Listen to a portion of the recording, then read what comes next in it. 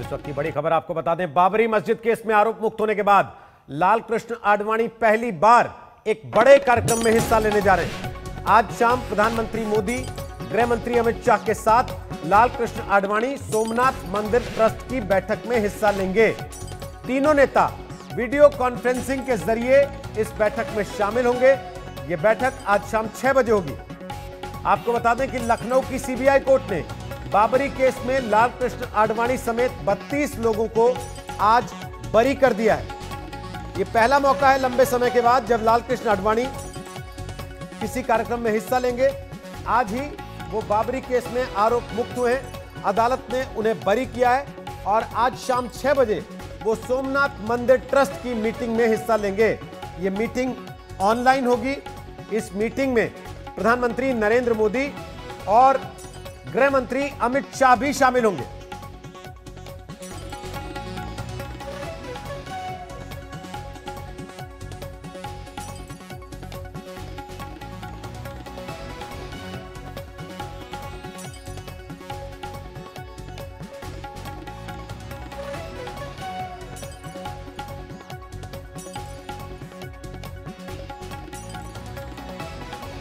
और हिमांशु मिश्रा हमारे साथ आ गए हैं और जानकारी लेकर इसी पर। हिमांशु बोलिए।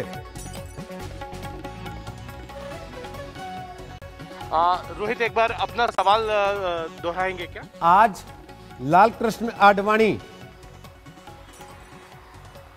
6 बजे सोमनाथ मंदिर ट्रस्ट की बैठक में शामिल होंगे, ऐसी जानकारी आ रही है।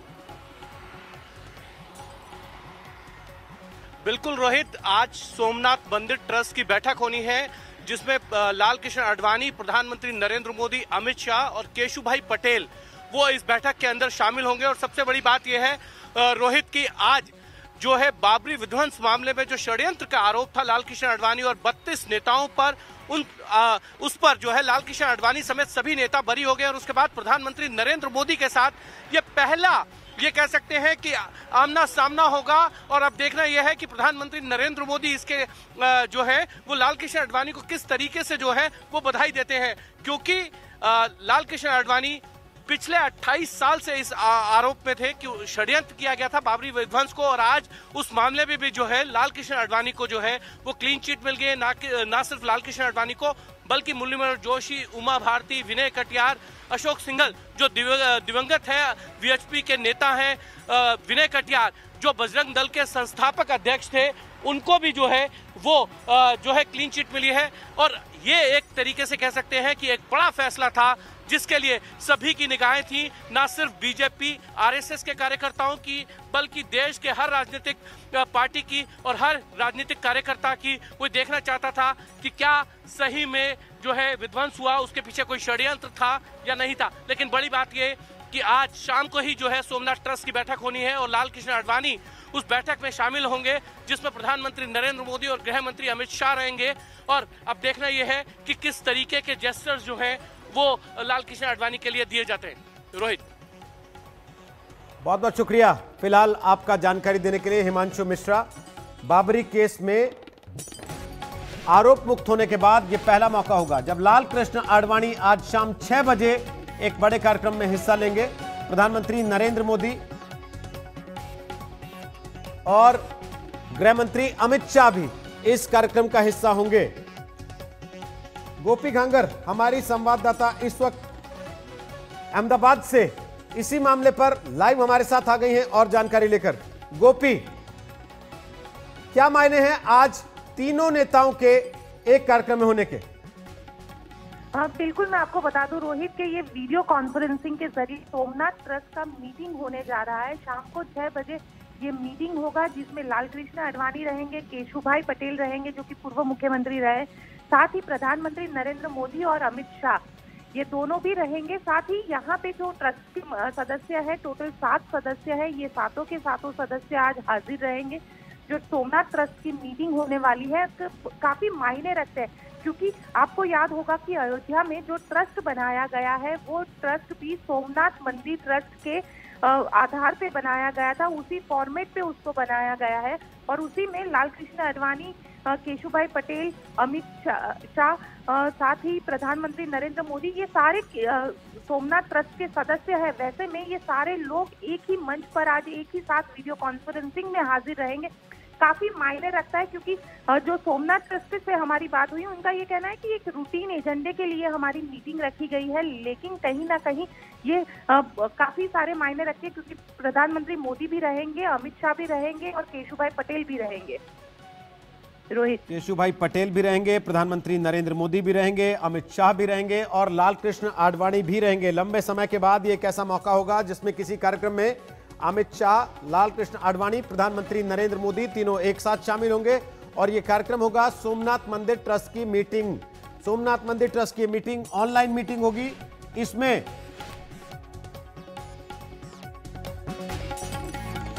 तीनों इस कार्यक्रम में आज शामिल होंगे और आज ही लाल कृष्ण आडवाणी आरोप मुक्त हुए हैं।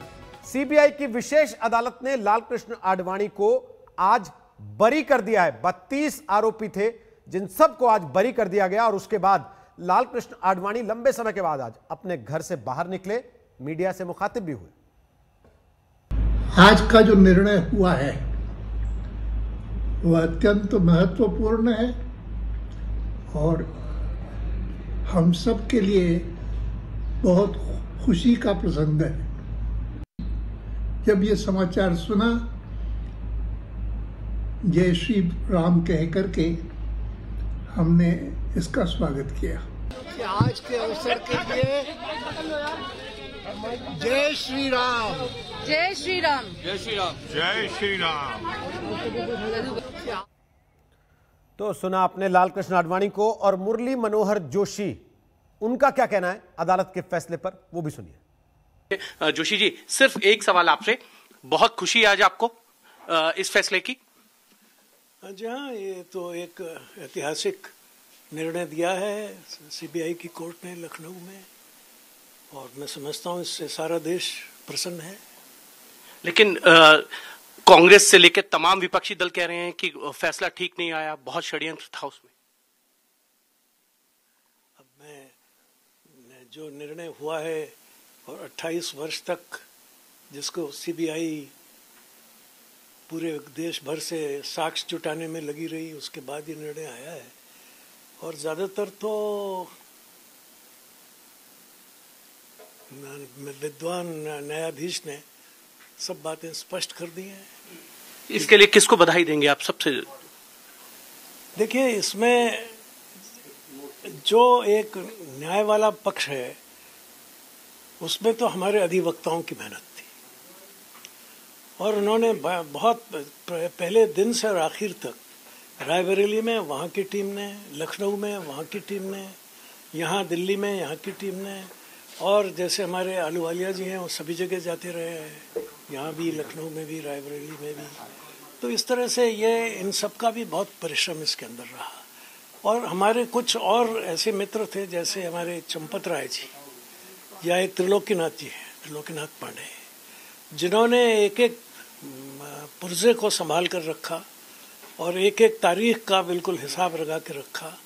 और इस मामले में मैं समझता हूँ इतनी मदद आपको जितनी चंपत राय जी से और त्रिलोकी जी से मिली। जी तो बाद में आए, त्रिलोकी पांडे। हाँ, त्रिलोकी पांडे सर, जब तबीयत गड़बड़ हो गई क्योंकि लाल कृष्ण आडवाणी और आप जब पहली बार लखनऊ जा रहे थे, मैं आपके साथ उसी फ्लाइट में था, मैंने आपसे पूछा भी था क्योंकि ये आरोप लगाया जा रहा है कि आपने षड्यंत्र किया। आपने कहा था कि 2001 में इस चार्ज को खत्म किया गया था, फिर से लगाया गया है, लेकिन कोर्ट जो भी फैसला देगा हम उसका स्वागत करेंगे। आपने कहा था हमने किसी तरीके का षड्यंत्र नहीं किया। आज कोर्ट का फैसला आपको सुखद?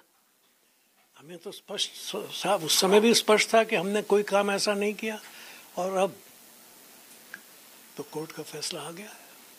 इसके लिए सबसे ज्यादा आपको लगता है कि धन्यवाद किसके लिए? अब तो मंदिर का निर्माण कार्य भी शुरू हो गया और आप अभियुक्त से भी फ्री हो गए 28 साल बाद। तो हमने कहा ना, देश के लोगों ने, हजारों लाखों लोगों ने इस मंदिर को, उनके निर्माण के लिए आंदोलन भी किया, परिश्रम भी किया, जेल भी गए। 28 साल बाद अभियुक्त के उससे आप आरोप मुक्त हो गए। राम जी की कृपा। जय श्री राम। सबको सन्मति दे भगवान। ऑल इंडिया मजलिस इत्तेहादुल मुस्लिमीन यानी कि AIMIM के सुप्रीमो असदुद्दीन ओवैसी ने कोर्ट के फैसले और 32 आरोपियों को बरी करने के फैसले पर हैरानी जताई है। हर कोई आज एक दिली तकलीफ और दर्द को महसूस करेगा जो भारत के संविधान और भारत के डाइवर्सिटी, भाईचारगी, प्लुरलिज्म पर जिस किसी को आज भी अटूट भरोसा है और यकीन है। आज का ये फैसला CBI कोर्ट का भारत की अदालत की तारीख का एक काला दिन है और मैं ये इसलिए कहता हूँ क्योंकि सुप्रीम कोर्ट ने 9 नवंबर को जो सिविल डिस्प्यूट के मुकदमे का फैसला दिया था, जजमेंट में सुप्रीम कोर्ट ने कहा था, अंग्रेजी में कहता हूं कि सुप्रीम कोर्ट ने कहा था कि it is an egregious violation of rule of law, और सुप्रीम कोर्ट ने यह भी कहा था कि ये calculated act of destroying a public place of worship.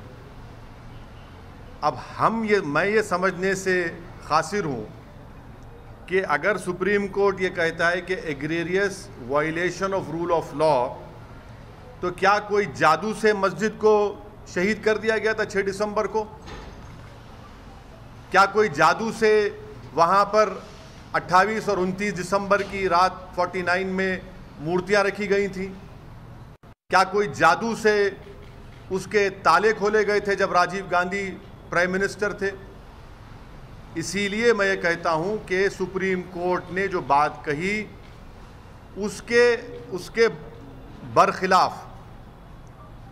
उसके बरखिलाफ आज ये जजमेंट आया है, और ये मैं कहने पर मजबूर हूँ कि violence page for you politically.